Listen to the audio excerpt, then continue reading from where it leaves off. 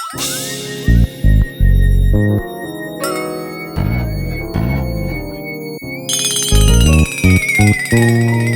up, y'all? Kev Mac here with another episode of True Stories. Once again, downtown Los Angeles, LA County Men's Central Jail. I just torn my wristband off so they couldn't identify me correctly. So now I'm listed as John Doe.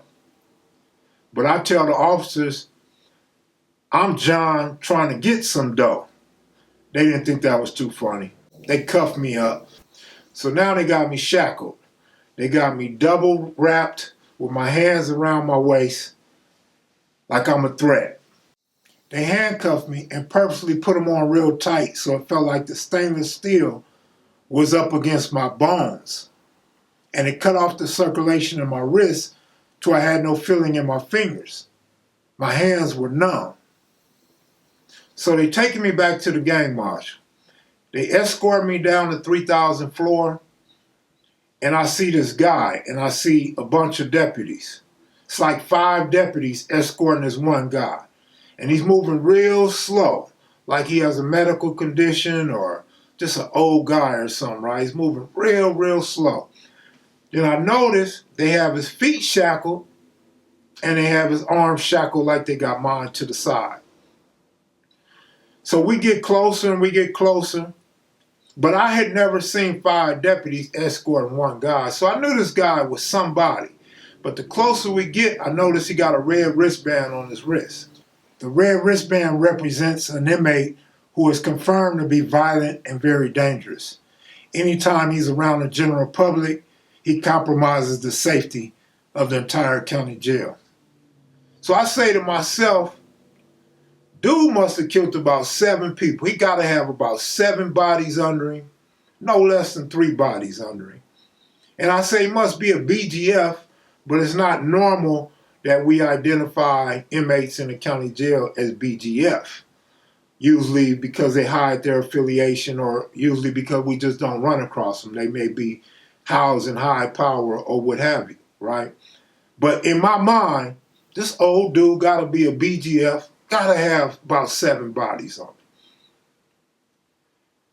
So as we get closer to him, the deputies stop and they talk. The 2 deputies with me are talking to the 5 deputies in the hallway.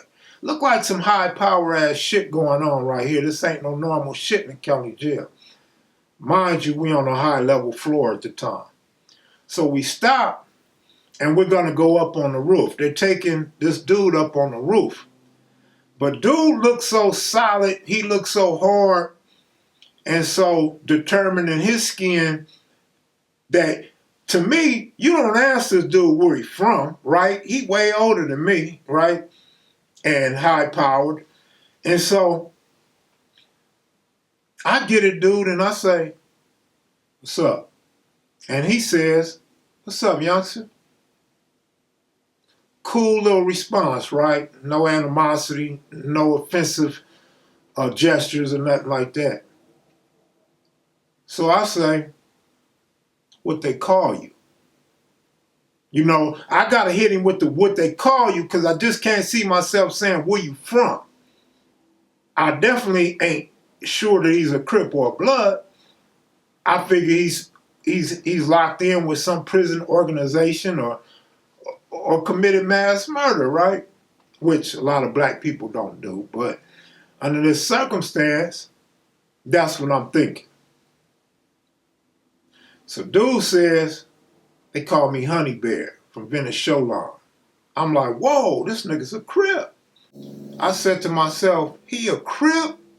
He must be a Crip god, because I ain't never seen nobody walk around with this much security.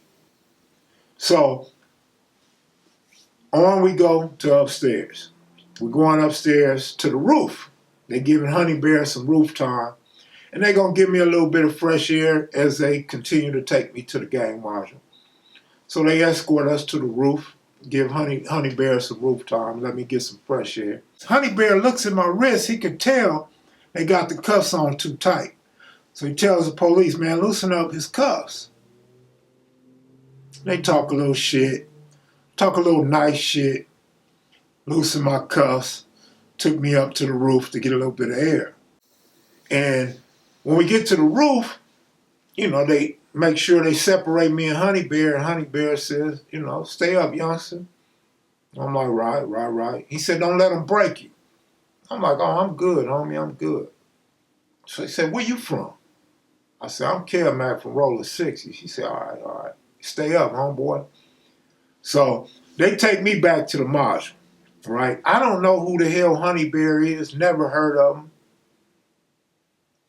And if I had, I didn't remember, right? Remember, this is 1995. Honey Bear has one of the most unique backgrounds I ever seen in my life as far as a Crip. Like, this dude is straight unique. When Honey Bear was about 26-year-old, he bust a female, and they were known to law enforcement, as they say, him and his girl boasted of being the modern-day Bonnie and Clyde. He would eventually be captured as a fugitive in Ohio. Meanwhile, Los Angeles and Inglewood detectives, they couldn't wait till the trial was over in Ohio so they could bring him back to the land to face murder charges. HB was notoriously known for taking a bar of soap and carving it out like a handgun that aided him in his escape from jail. The genius that he was, he took the bar of soap and painted it black with a black marker.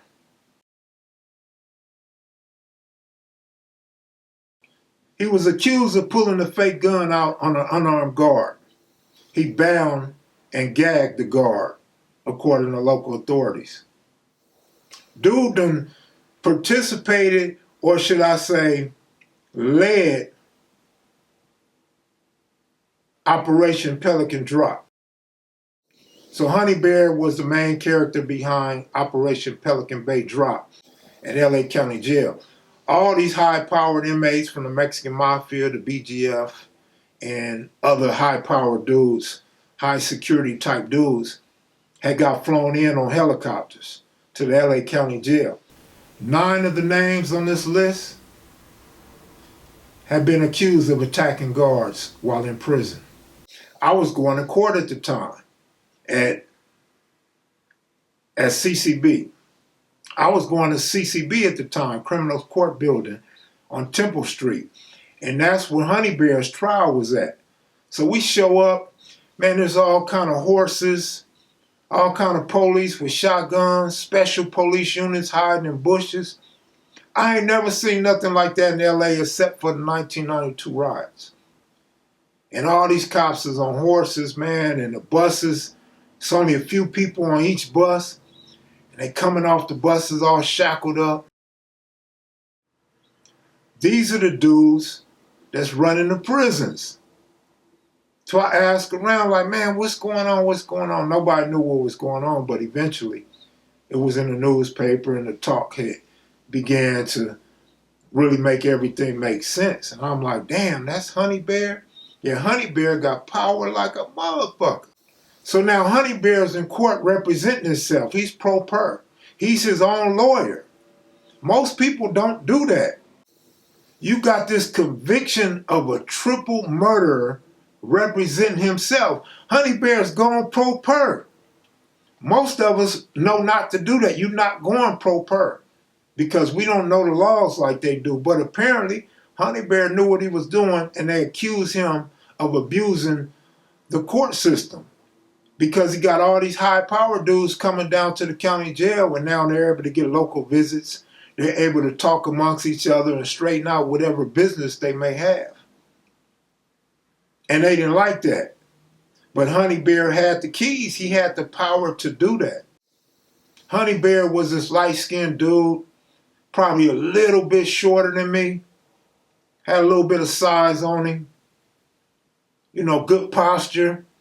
He had these long-ass murder braids. Man, when you see the murder braids back then, you knew a nigga was crazy, right? You just knew he was crazy. And that may not be the case, but that's how he looks. That's the presentation a man gives himself back then in the 90s and in the 80s when you see a dude with them long murder braids. I admired the way this dude looked with his demeanor, his attitude. He just seemed so confident and unbothered by anything. Like, you couldn't tell by his demeanor that this dude was locked up for the rest of his life. You couldn't tell this dude had so much power, but at the same time, it's just so much fucking power just pouring out his soul, and I could feel it. It was touching me, it was hitting me, and it was so recognizable, and it was so thrilling. Like, I really wanted to know more about this dude, right?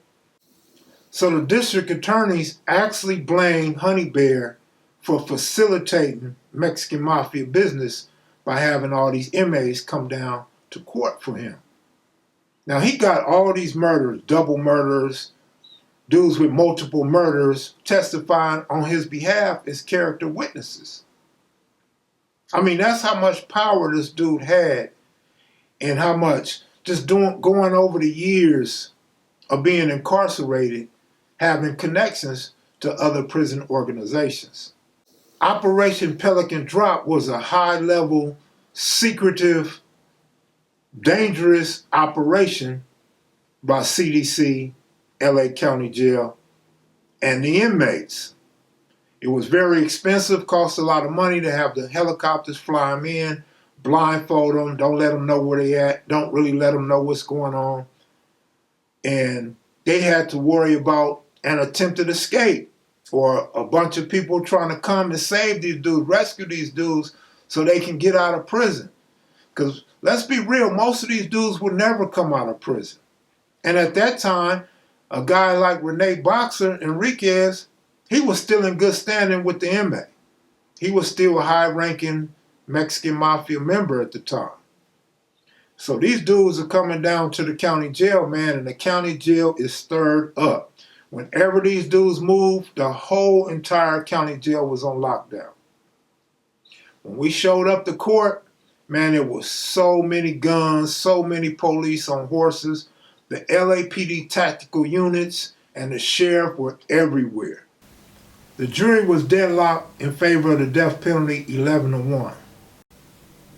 This would eventually save Honey Bear from having a cell on death row.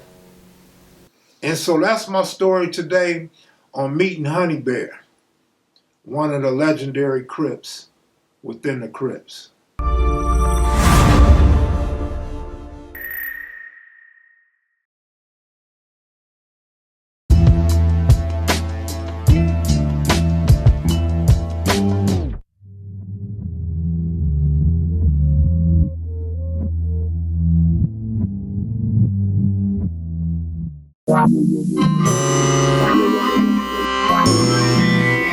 Sitting reminiscing about the days of way back.